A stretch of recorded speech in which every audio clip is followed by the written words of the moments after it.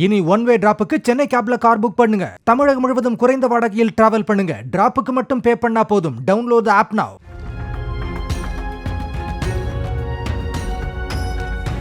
சிவகங்கை மாவட்டம் பழையனூரில் கருவில் உள்ள குழந்தை ஆணா பெண்ணா என சட்டவிரோதமாக கண்டறிந்து பெண் குழந்தையாக இருந்தால் கருக்கலைப்பு செய்து வந்ததாக விருப்ப ஓய்வு பெற்ற அரசு செவிலியர் காந்திமதி என்பவரை போலீசார் கைது செய்தனர்.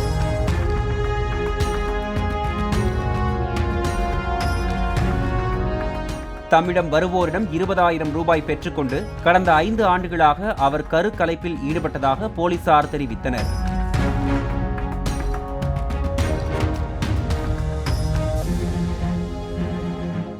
இனி ஒன் வே டிராப்புக்கு சென்னை கேப்ல கார் புக் பண்ணுங்க. தமிழகம் முழுவதும் குறைந்த வாடகையில் டிராவல் பண்ணுங்க. டிராப்புக்கு மட்டும் பே பண்ணா போதும். டவுன்லோட் தி ஆப் நவ.